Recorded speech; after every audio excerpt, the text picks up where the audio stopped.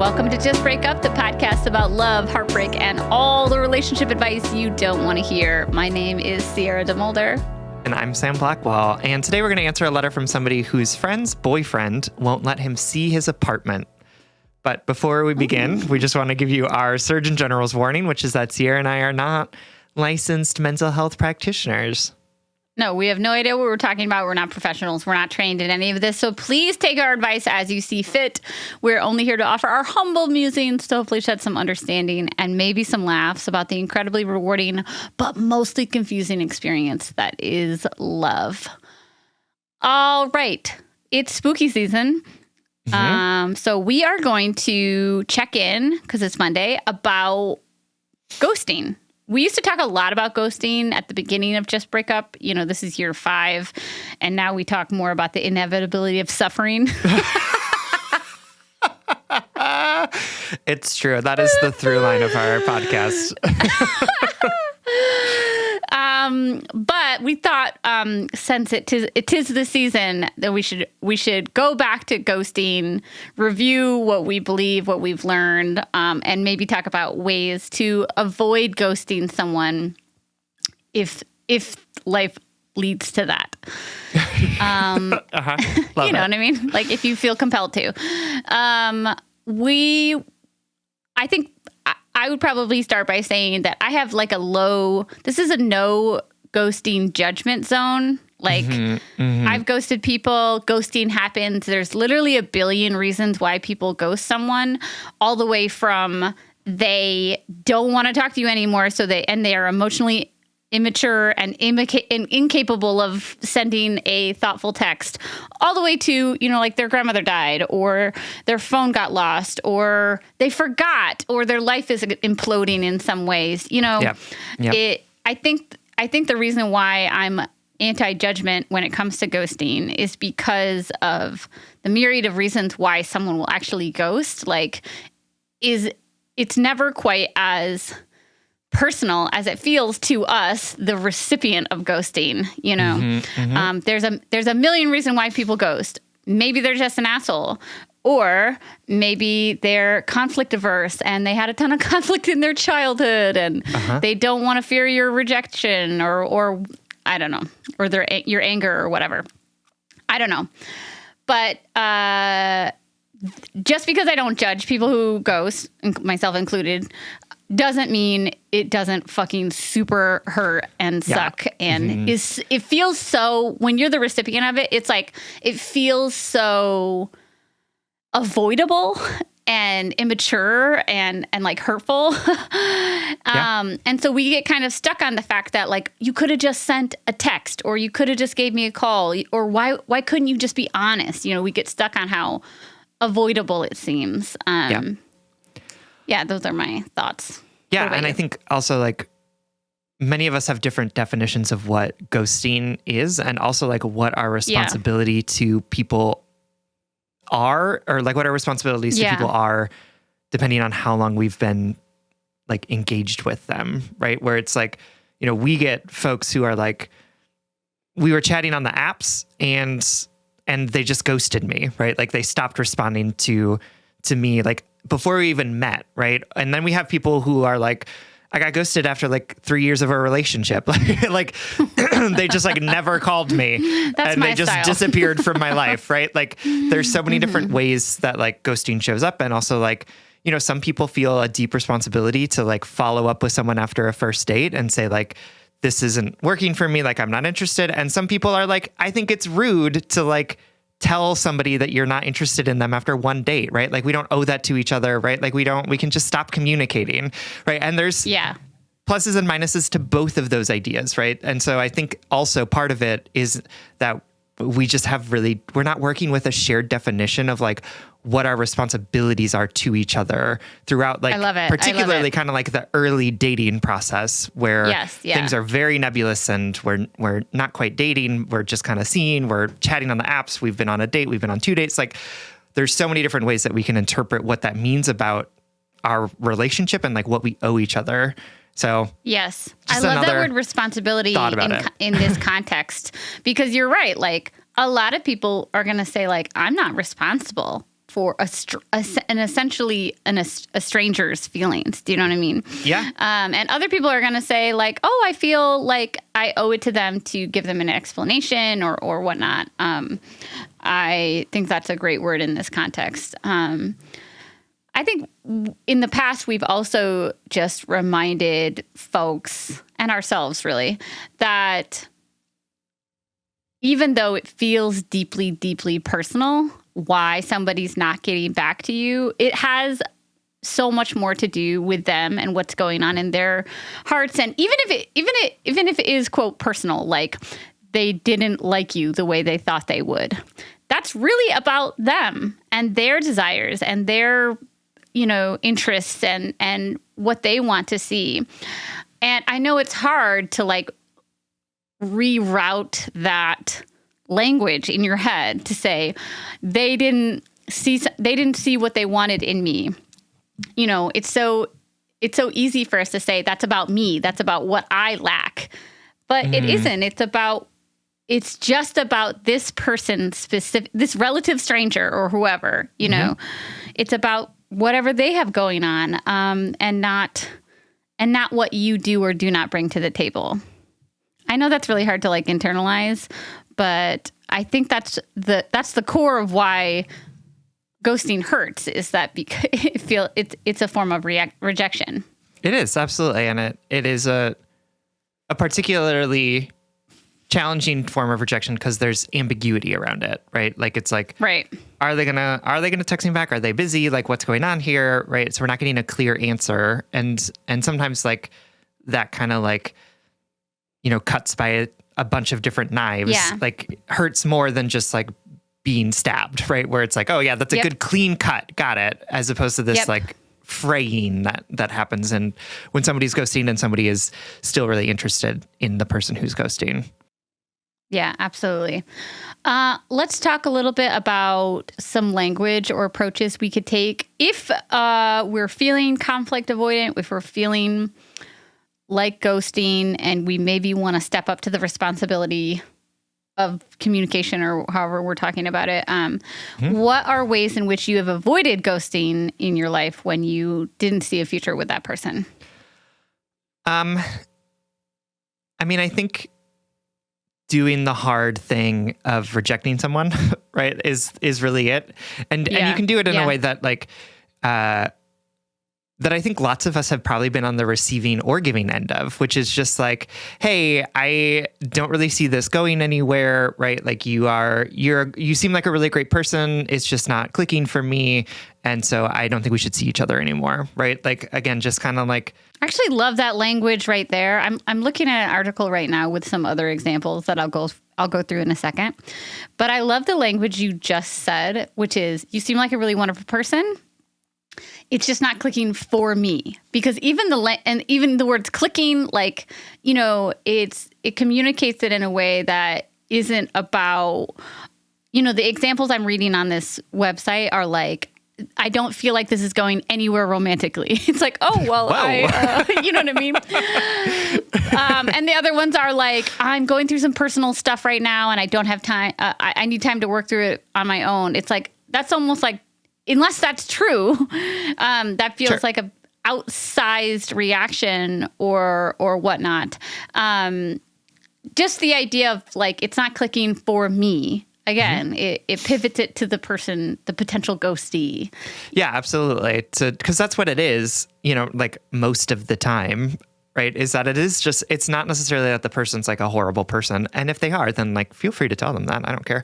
But like but it's just like, oh, I'm not feeling it, right? That's the long and the short of it. So be honest about that. Right. And it's okay. Remember, like, it's okay to disappoint people. It's okay to not connect with everyone. It's okay to remember that not everyone is for us in the same way that we are not for everyone else. Right. Like, right. Exactly. The game of dating is about like trying people on for size and seeing what fits. And if it doesn't fit, like that is an inevitability of this process of going out there and putting yourself in the type of position where you have to decide whether or not somebody is right for you. Yeah. And now here's the 2023 version of this conversation. I also want to add 20 years ago. What did I say? 2023. Did you? I thought you said 2003. Okay, never mind. You probably said 2023. No, I think I did. I don't know, though. I'm very sleep deprived. This time around, I also want to talk about so what if you get the text that is replacing a ghosting experience, how to respond to it, and what to do if somebody doesn't respond well to this ghosting alternative text, Yeah, you just block them. They're not wrong. Sam's not wrong. Okay, that's what I wanted to bring up. So somebody sends you this text message and you feel really triggered. You feel really emotional. Your nervous system's all going wonky because you've been taught your whole life that you need to be what other people want you to be, or you were really interested in this person and you're really disappointed. Do you need to be friends with this person? No, you do not. Also, if you're ghosting someone, or if you're trying not to ghost someone, unless you really, really want to be friends with this person, do not say I would still love to be friends, though. Yep. I know that is that's like the olive branch of early breakups, I hate it. Honestly, later breakups. I hate it too because it leaves the door open. It forces what might be a not natural connection. You know what I mean? Like, especially if you met specifically to date. Honestly, I hate myself right now, though, because it sounds so pessimistic. Sometimes you're just better off being friends, but I think you need to you need to form that friendship a little bit more organically than we're not. I don't know. Maybe I'm just jaded. I've been very jaded today so far. I think just for me, every time somebody said that, I was like, we're not going to be friends. I don't. Or anytime somebody's like, let me be your friend after we are no longer romantically connected, it's because I still want to be romantically connected. And then I'm giving them mixed signals by participating in this faux friendship. And that's just honestly, obviously there is potential for friendship out there with people who you are not well matched to date. That exists. It totally does. It's just, I feel like we offer the olive branch of friendship when we're breaking up with somebody because we feel like we kind of have to, and it's not. It's most of the time it's not the healthiest option. Yeah, you don't have to. You just don't have to. Okay, so you get the non-ghosting text message and you feel really triggered by that. Here's another script. Thank you so much for your honesty. I hope you have a great day. Period. No engaging. Don't have to explain anything. Don't have to be friends. I'm also I'm okay with you naming that you're bummed about it, right? I'm okay with you being bummed. Man, that's a bummer, but I hear you and I hope that you are well, right? I think it's, why humans are so fucked up is because why are we so fucked up?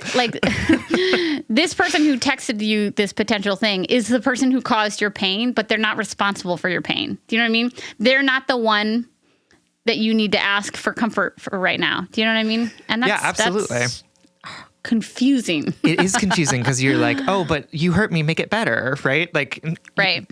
Fix this. And they're like, actually, it's not my job to fix it. And then it gets all weird and there's lots of tears and sometimes you leave cupcakes at people's houses and whatever. So anyway,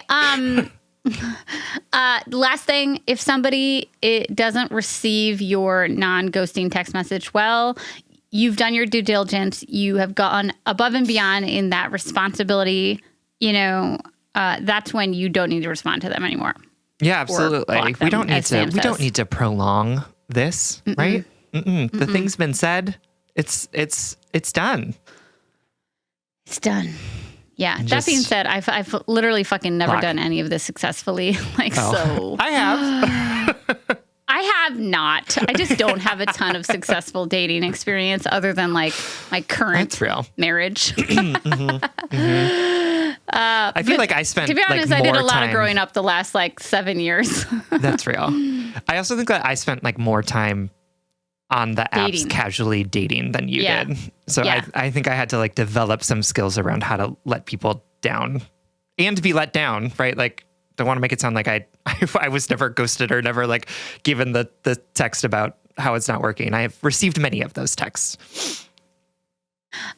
Yeah, I just ghosted people, crushed their little hearts, or That's had my so heart true. crushed. Well, you just you read them poetry and then they fell I in love with sucked. you and then Then we went grocery shopping. you went grocery shopping on your first date and then you just disappeared from their lives. And then they wrote poems about you and became successful authors. Who are you talking about? I don't know. I'm not talking about anyone specific. That's just my narrative of what your life has been like. All right. All right, cool. Let's dive into today's letter. Okay, let's do that. All right, so this letter comes from Housing Crisis, whose pronouns are she, her, who's writing from the void. Hi, Sam and Sierra. I'm writing on behalf of my friend. Let's call him Tom. Tom has been seeing this guy, let's call him Kevin, for about 2 months now. Kevin seems really great, sensitive, kind, attractive, and career-oriented. Kevin and Tom live in the same city and hang out several times a week. However, the only problem is Kevin won't let Tom see his apartment. Kevin doesn't let close friends into his apartment either, so it's not relationship specific. When Tom asked why he can't see the apartment, Kevin said that his parents didn't have people over much growing up, so he doesn't either. Kevin lives alone, so there's no potential roommate drama. Tom knows that Kevin lives in a studio, so he's not expecting something big and fancy. Tom and I have assumed the worst about the state of Kevin's apartment, hoarding, a dead body, etc. Before Tom can commit to this relationship, he feels like he needs to see his partner's place because how someone is domestically is important to be in alignment with. When Tom brings up the apartment topic, it seems like Kevin shuts down and feels ashamed. Tom feels like Kevin is putting up an emotional wall around this and he's not sure what to do. He doesn't want to push further boundaries and make Kevin uncomfortable. Tom isn't sure if this is a deal breaker or if he should be patient. Kevin told him to be patient. However, that was weeks ago and still no progress. Since seeing a partner's place normally happens within the first few dates and is usually not seen as a big deal, we don't know what to think of this. We would love to hear your humble musings. All right, my darling, thank you for listening and trusting us with this question. And it's like a surrogate question. So thanks to your friend as well. Yeah, this is really quite an interesting question. I don't think we've ever asked one like it, but it makes a lot of sense to me because, humans are complicated. Shame is like our number one emotion, I think. And, and I'm not quite sure how I would react to the same situation. So I think Sam and I are going to muse a little bit about what this could mean to us, how we would navigate it, how we can extend curiosity and compassion to people out there before jumping to the dead body assumptions. But first, we're going to take a really quick break. Okay, everyone, welcome back. Apartments, they're so weird, I think so when living arrangements are weird. No, absolutely. I was just thinking about how, I don't think we've ever talked about living arrangements as also being really unique to people and their understanding of what is and isn't appropriate about their living spaces, the reality of living space shame that we might have as well. And just all of the multitudes of different ways that we have different expectations of what it means to invite people into our space, go into other people's spaces, right? So many different ways in which we can get our wires crossed because of just different understandings of the world, different experiences, different identities, all of that good stuff. And so I understand the impulse to jump to what is he hiding, right? Which is that sure, for sure. Yeah, I can totally understand, especially if you're in a practice of inviting people over to your house or, inviting your significant other over within the course of 2 months, right? I will say that I don't think Peter saw my apartment in the first 2 months that we were dating. Because that apartment that I was living in when I was with him there was a lot of different reasons why that was happening. One, it was a very special place for me because it was the first apartment that I lived in on my own. It was important for me to take care of it and and it felt like a safe space. You in had a like a time in my very life. safe routine like you had built up a sense of self in that apartment. Yeah. Absolutely. And it felt like a safe place in a time in my life where there was a lot of things happening that like felt like out of my control. Right. And I had this space. And second, it was a shitty apartment. It was small. There was like not a lot of places to like hang out and do things. The bathtub looked like it was about to fall through the ground into the basement, right? It was like not like it was not like a hangy outy apartment really. Yeah.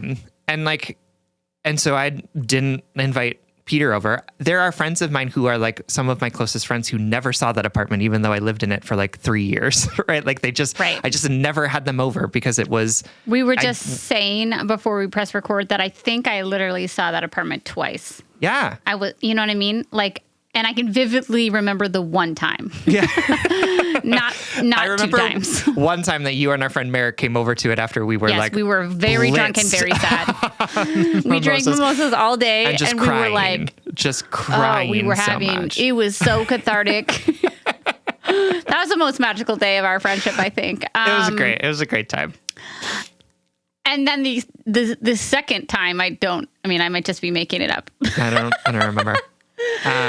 Because 2 times sounds better than 1. Yeah. So the fact that, Kevin isn't like ready to show his apartment off is to me understandable, right? Like I'm not looking at this as necessarily like a big red flag and being like, what is he hiding? Instead, I'm like, there are probably a lot of different reasons why he doesn't necessarily want to have Tom over to his apartment. And some of those are for sure concerning, right? Like maybe he does have a dead body in his closet or something, but like the vast majority of them are like, okay, that sounds reasonable to me, right? Like, sure, we can jump to the conclusion of like the worst case scenario, or we can sort of be like, I wonder why, right? Like, what are some of the reasons why this person might feel a sense of shame or a sense of like ownership over their living space that may prevent them from wanting people to come into it. Yeah. I really appreciate the opportunity to answer this question because the truth is, if this was my dating experience and I'm dating this person, they won't let me in their apartment. This is something that I would bring to Sam at happy hour. I'd be like, they're not letting me see their apartment. Is that a red flag? It would wave some sort of fabric in my direction. Yeah. And also, I would have to practice curiosity and compassion and tell myself that I don't want to. There's 100 reasons why this person might not be letting me see their apartment. The least of which being they're ashamed of it or they like their, that is so understandable. Sam and I were laughing before we pressed record about like this shitty studio apartment that I once rented in Minneapolis that had a shared bathroom with one other tenant. And that bathroom, we literally called it the murder bathroom because it looked like a scene out of Saw. And this is not an exact, it was like yellow tinted walls. It was tons of like rust dripping down the walls. So it was like bloody. Like my dad came to visit me and he went to the store and he bought me a 3-pack of Clorox bleach wipes because he's like, I just don't trust this bathroom. Like that's how fucking questionable this murder bathroom was. That's real. And I didn't. That apartment was so cheap though. So honestly, the rent was like $430 a month, which is just wild. That's just wild. Anyway, but you paid for what you got. You know what I mean? Yeah, for sure. Anyway, so I didn't want people that I was dating at that time to see that apartment until I felt a little bit more confident or comfortable in it. And actually, the truth of it, now that I'm thinking about it, like, I don't know if there's like an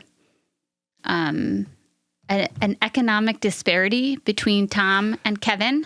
I was also thinking about that. I remember I let some people that I was dating see that apartment. You know what I mean? People that I felt like wouldn't judge me and would understand why I'm living in this tiny studio shithole. And then I remember this other person who was like older than me, had a real job, had like a nice car. I was like, there's no fucking way you're getting in this building. Absolutely. There's no way. You're going to drop me off at the other corner. Do you know what I mean? And so... and that's because I was ashamed and I was afraid of being judged. And most importantly, I didn't feel safe in that relationship yet to show all parts of myself, you know? For sure. Mm-hmm. So like I said, the honest truth is it would raise some flags. And by flags, I mean just like general wafting of fabric in my direction. Sure. I would complain. I would ask my best friend about it and be like, is this something? And then I would have to tell myself that I don't want to be a person who throws away a connection because of something like this. Granted, if you're asking somebody about it, if you've been seeing them long enough and, you know, your friend says it feels like he's putting up walls around this, like that might be shame driven. But guess what? At some point in our emotional relationships, we're going to have to be vulnerable and we're going to have to, I guess if I was Tom, I would say to Kevin, like, you seem to get withdrawn when I ask you about your living space. I want you to know that I won't judge you. And if there's something there that's sensitive, I'm definitely open to hearing about it. You know, like inviting them in and like inviting them into a space where you say like, I'm not going to judge your shame. I'm not going to judge your humanness. The other thing I want to say to your friend, Tom, about like cohabitating being something that you want to know before, you know what I mean? That you like cohabitating compatibility or whatever. I think that's reasonable. And I also think that might be a little bit of like the cart before the horse sort of thing. And I only say that because if you fell madly in love with this person and you grew a really deep and vulnerable and meaningful connection, and then they said to you, I have a hoarding issue, or I have a shitty apartment and there's roaches and there's mice. I have or whatever. Hopefully, I think you would be really invested in supporting and helping them and meeting them where they're at. And I don't want you to, like, dating is hard enough. I don't want you to preemptively diagnose this relationship as incompatible because you don't know what the inside of his apartment looks like, because you think somehow knowing what the inside of his apartment looked like would equal an awareness or a compatibility. Do you know what I mean? Absolutely. And again, I feel a little mixed about this because it would be something that I would bring to Sam if this happened to me. I'd be like, how do I handle this? How do I process this? And Absolutely. Also, I would hope that I could access this curiosity, this compassion, and not get too caught up in it. You know, it's a both situation for me. I think that that's right. And I think, like, I don't think that Kevin is like I don't think that Tom is like a bad person for being curious / concerned about this, right? Like, I think that that's really reasonable and understandable, given that, like, it sounds like his experience is that, like, you go over to each other's apartments early on in the dating, right? And I think Sierra's absolutely right that I would encourage you and Tom both in this, like, situation to practice that curiosity, right? Instead of being like, what's he hiding? Instead be like, what can I understand more deeply about Kevin's experience so that I can understand why having people over to his apartment is different from my understanding of what it means to have somebody over to my apartment, right? Like, how can I ask questions? How can I open up to multiple different possibilities for things to be true at the same time? And how can I sit in this idea of, like, we may just have different understandings of what this means about us, about our relationship. And let's talk about what it means for us rather than saying one of these ways is right and one of these ways is wrong, right? Because there's lots of different understandings of this particular elements of a new relationship. Yeah, I love that. So thank you so much for giving us the opportunity to muse on this. Hopefully it gives you something to chew on or to utilize in this situation. I'm really curious to see how it turns out, and I hope it helps. Absolutely. Thank you so much for writing, and thank you to Tom for letting you write to us through you. I love the choice to say it like that, because like you could have just written in first person and we wouldn't know. Like, we would not y'all have could known. be lying to us. We wouldn't know. We would not know. That is really, really true. This is the epitome of I'm asking for a friend of a friend. You know what I mean? Like, oh, absolutely. For sure. Yeah. All right. We love you. We also love Tom. We love Kevin. All right, everyone. We love you all. We love everyone. Everyone is worth love. All right, everyone. Thank you so much for listening. Worthy of love. All right, everyone. Thank you so much for listening. If you want more content from us, you can always support us. All right, you can always support us on Patreon. If you support us on Patreon for as little as $5 a month, you'll get an additional bonus weekly episode. That's patreon.com/justbreakuppod. You can slide into our DMs, send us your favorite relationship meme, but most importantly, you can submit your questions about all matters of the heart, or you can submit them for your friends at justbreakuppod.com, which is also where you can find our merchandise. Please remember to like, follow, subscribe, give us a 5-star rating and review. This literally keeps our mics on and helps us reach more brokenhearted souls who need 2 random strangers giving them relationship advice. Just Break Up is a production of Duvid Media. Original music, recording, editing, producing, all magical things by our good friend Spencer Worth Davis. Make sure to check out his podcast. And remember, it is possible to have a reaction to something and then give ourselves the opportunity of a response. So if you feel triggered, if you feel judgmental, if you feel uncertain, you can have that reaction. You can acknowledge those feelings, and then you can give yourself the opportunity to have a more well-rounded, mature response. So instead of judgmental, you can be curious. You can be compassionate. You can be interested in what would make someone do X, Y, and Z. It can be both. And if all else fails, just break up.